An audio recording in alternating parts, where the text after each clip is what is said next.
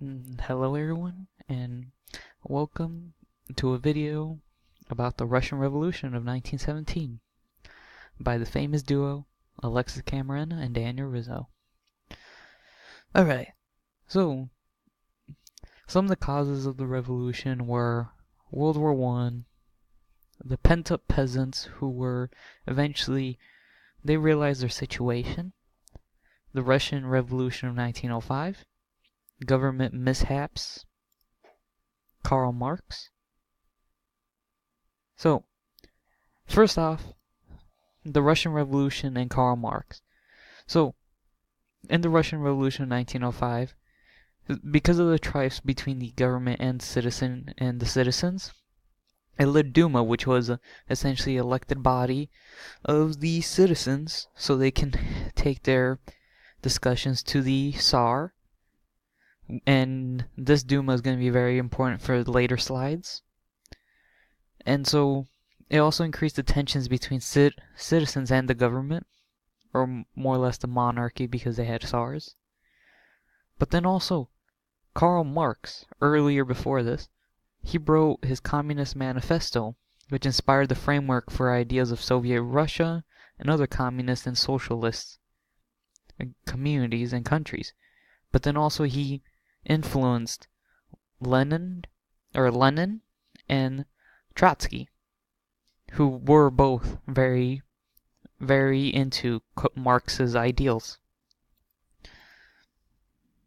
So, World War I. So, during initial months, Russia had many problems with their military because, well, there was food shortages, and plus they had to deploy so far away from Russia that they were on foot and they had primitive gear. So, and also Tsar Nicholas II, he wanted to leave the army, so he went to the Eastern Front and then left Alexandria in charge with Rasputin. That's no bueno because Rasputin eventually influences the decisions that Alexandra makes. And also Rasputin had misdemeanors that really left a bad spot for the Romanovs. So, but because of that, he was under protection because of the Tsar's protection, being close to the royal family. But then this also caused conflict between Duma, the elected citizen officials, and the Romanovs. And so the soldiers at that time too, they saw morale because there was a whole bunch of disasters. Some of them died on the way to the front lines. And there was a supply shortages like food, ammo, and then essentially this hurt their trust in the government and essentially hurts the government's authority, which is another point for later. So, Duma can be dissolved by the Tsar. They were in the middle of a session, and so essentially the Tsar begins distrusting Duma.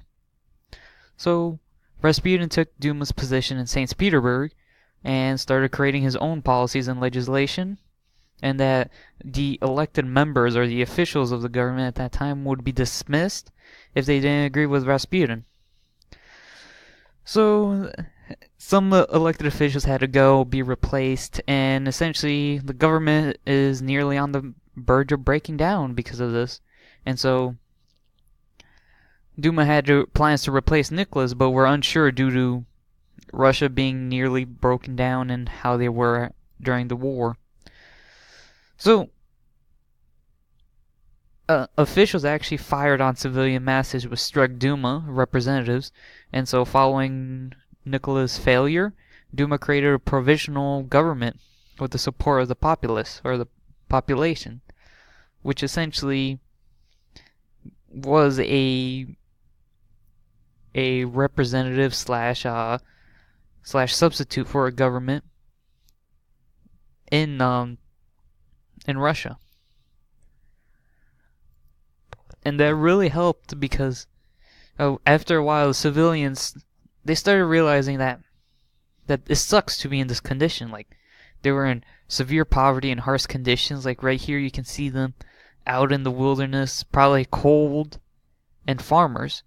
And so they had to deal with starvation, neglectance from their government, and they didn't have representation in that government. So that's where Duma and the provisional government started kicked in and started helping out. In some cases, the citizens had acts of cannibalism because of the food and starvation. Authorities also fired upon them sometimes, and other brutal acts such as beatings. So citizens had enough, and they decided to bring strife to their government. And they also noticed that while these people were in severe poverty, and the royals, the nobles, had luxuries while they had rags. And so, essentially, the Russian Revolution happens, and here are some of the effects. The overview, though. Russian Civil War, the rise of communism, Cold War between the US and Russia, and then the replacement of old systems, and then an economic change. So the Russian Civil War. So after the Bolsheviks, led by Vladimir Lenin, overthrew the provisional government in Russia, they decided to keep the title against other groups who wanted power. So as you can see here, the Bolsheviks in Moscow, after the revolution ended, they occupied it. And so Lenin essentially started targeting other groups that could be a threat to them. But overall, it was the main target was the White Army, who were anti-Bolshevik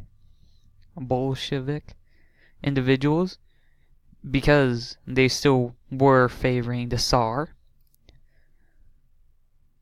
And then at the end, they were able to essentially defeat them and break up the church, and religion became a crime after the war. So the Russian Civil War and Cold War. Red Army came out victorious, and so Lenin gained absolute power. So he started implementing laws and ideals, such as the banishment of religion. But then again, he was able to continue growth of communism in Russia. And in years later, after World War II, Cold War occurred between the US and the communists, considering communism spread throughout Asia. So essentially, the Cold War wasn't a war with guns. It was just trying to contain communism on its side and trying to de-arm it. But they started building up nuclear weapons and other weaponry to show who was better, capitalists or communism. And so,